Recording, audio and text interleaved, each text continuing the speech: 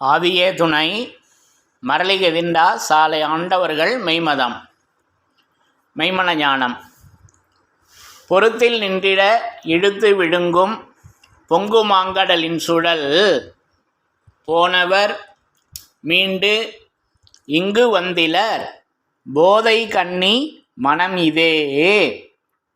போனவர் மீண்டு இங்கு வந்திலர் போதை கண்ணி மனம் இதே. எல்லோருக்கும் நமஸ்காரம்.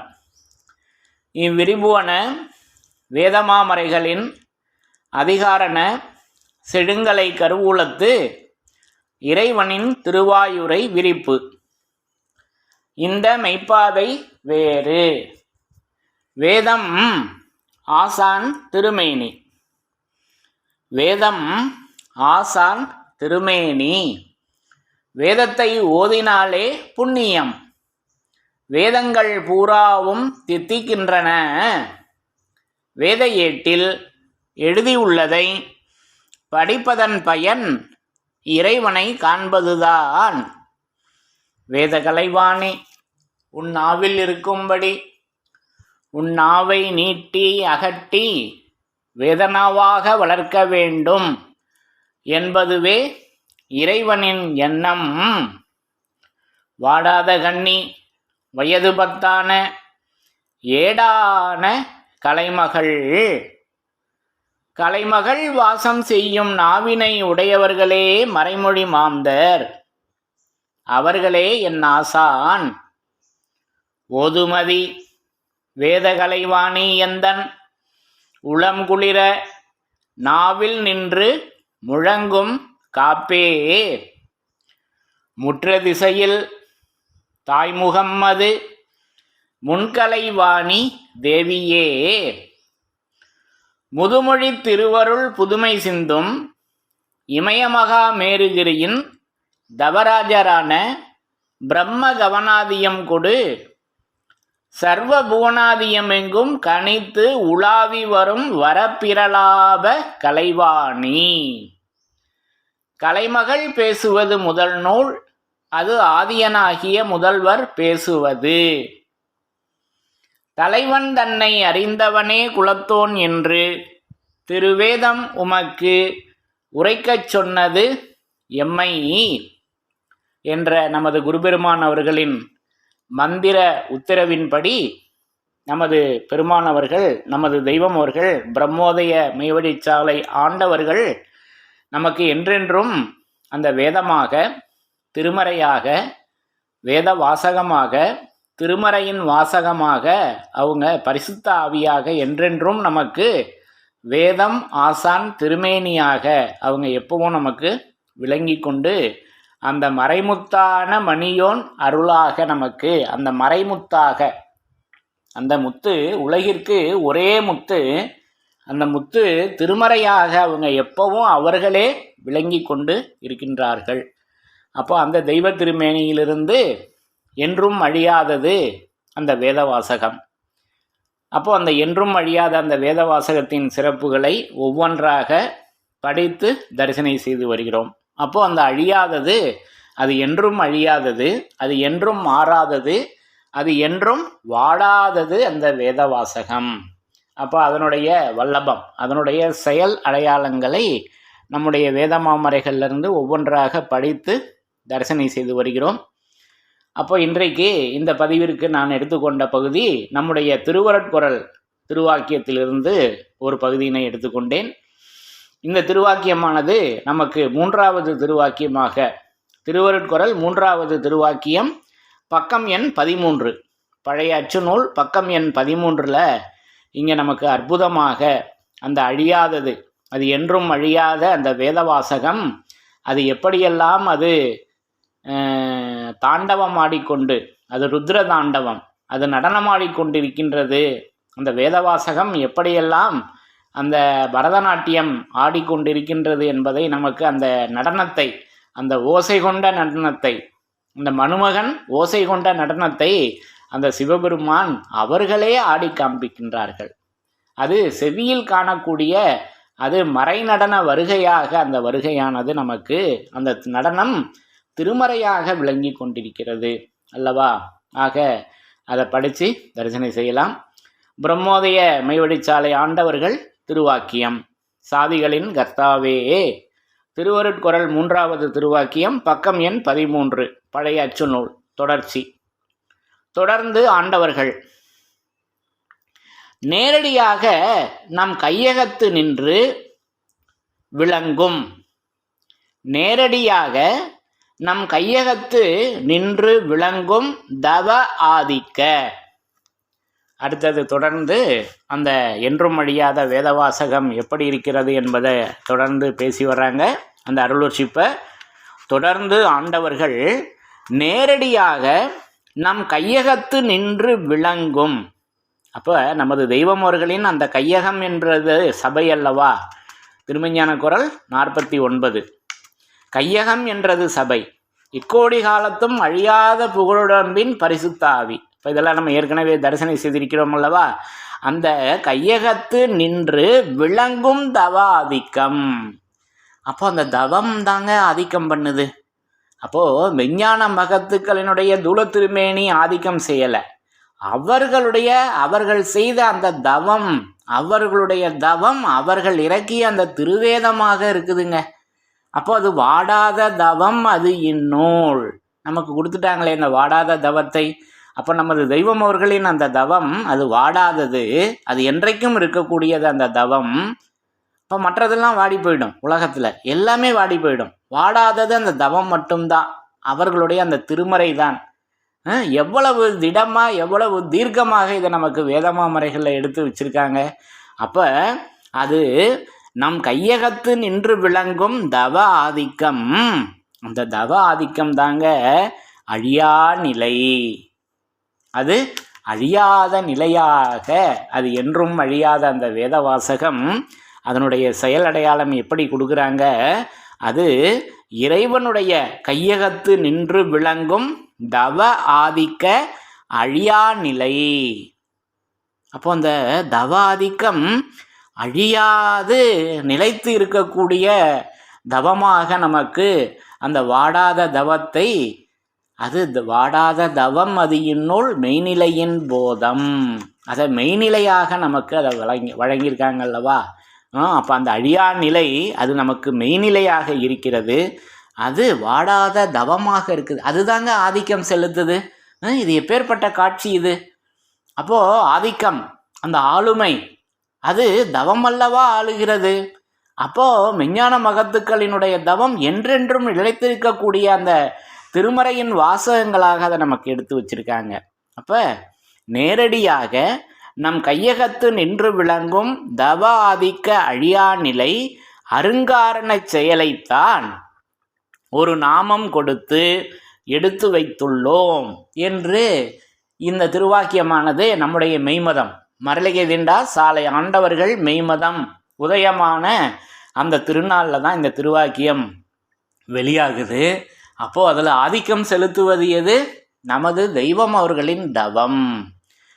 அப்போ அந்த தவம், அப்போ உன் ரட்சிப்புக்குரிய திருவருட்குறள் 113, உன் ரட்சிப்புக்குரிய தேவரகசிய செயலே இங்கு வாக்கியமாக இறக்கப்பெறுகிறது.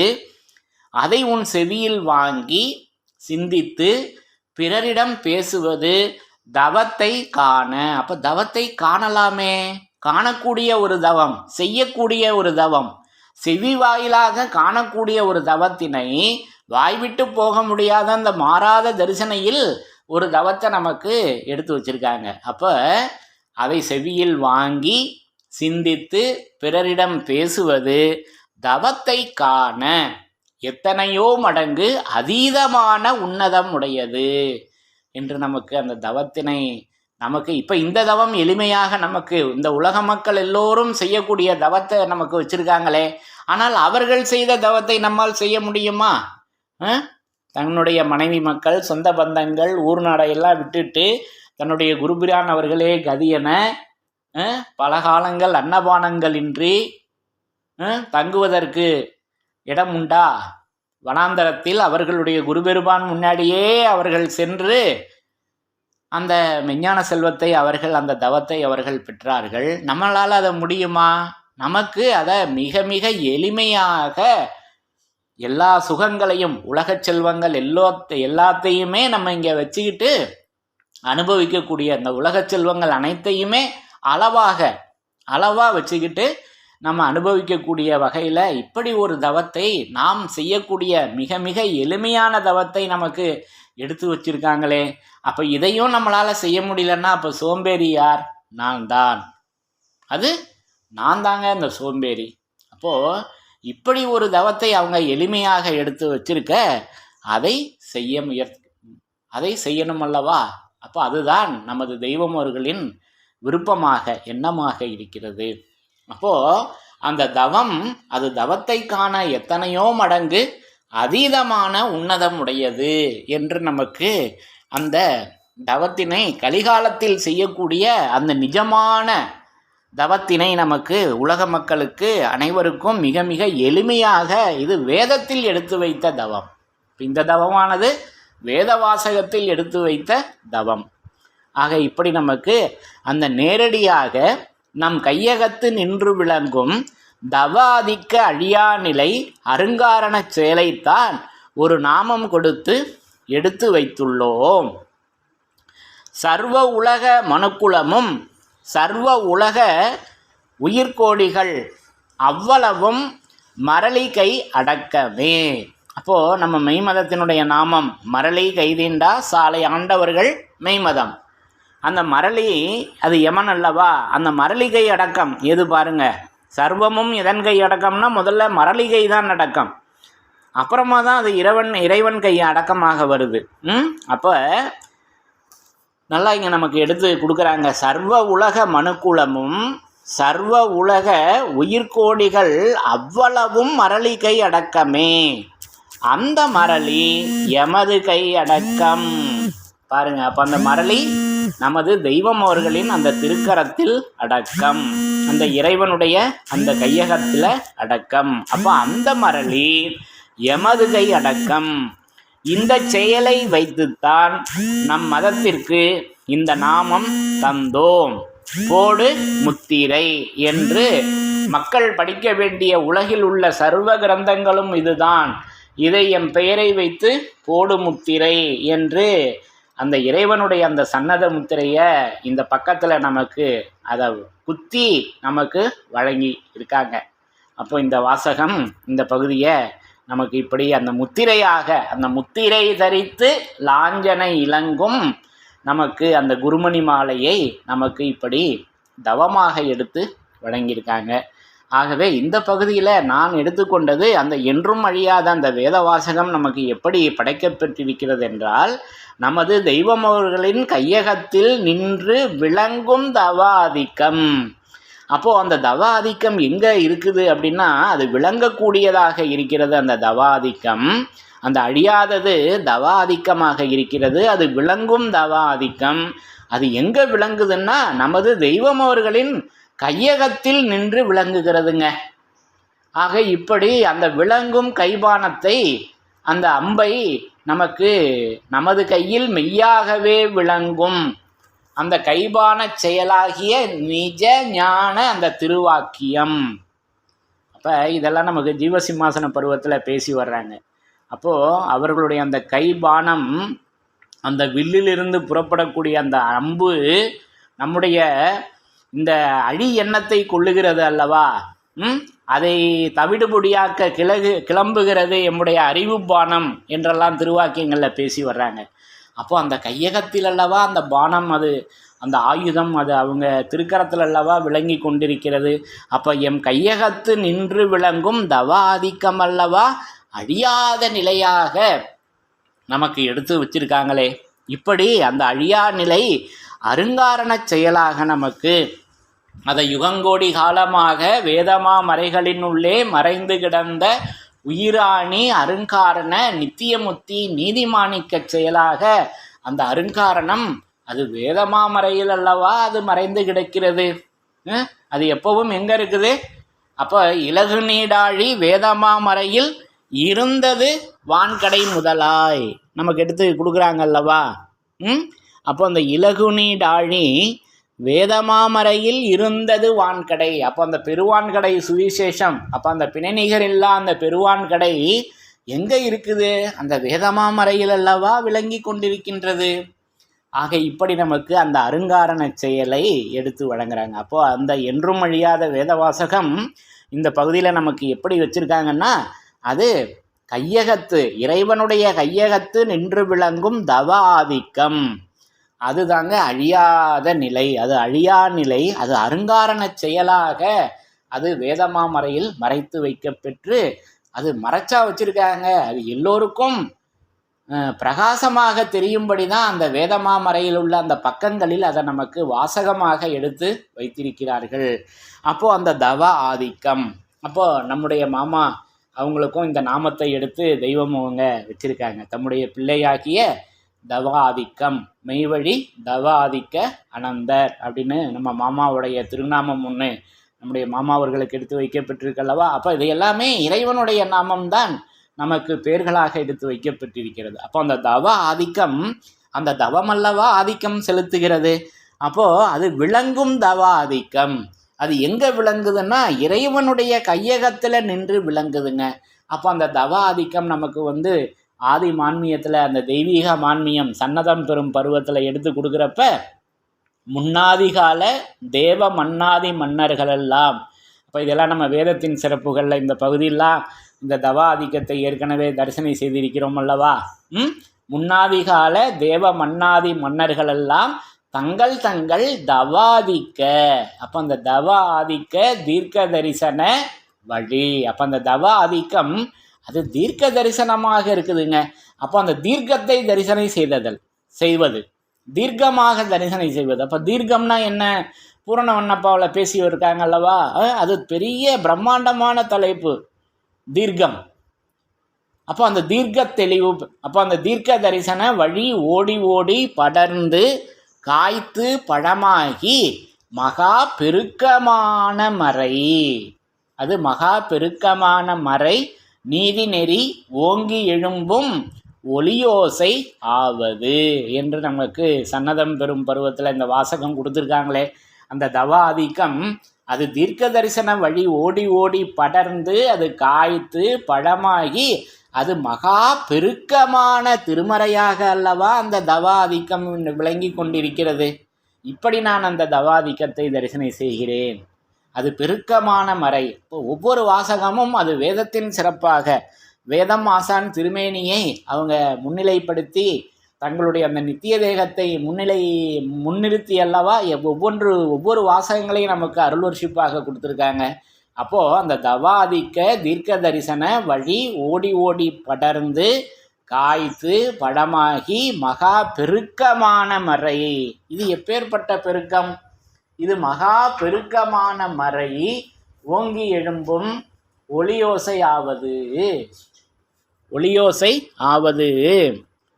அப்போ அந்த பெருக்கம் நமக்கு திருமறையாக அல்லவா, அது வேதமாக அல்லவா இருக்கிறது. அப்போ வேதமாசான் திருமேனியாக அந்த விளங்கும் மக்கள் பெருக்குடன் அந்த பெருக்கம், அது மக்கள் பெருக்கம், அது விளங்கும் மக்கள் பெருக்கம் நமக்கு திருமறையாக அல்லவா இருக்கிறது.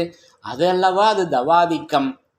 ஆக இப்படி அந்த தவ ஆதிக்கம் அது திருமறையாக, அது அழியா நிலையாக, அது இறைவனுடைய கையகத்து நின்று விளங்கும் அந்த தவ ஆதிக்கம் அந்த அழியா நிலையாக நமக்கு அந்த நிலை.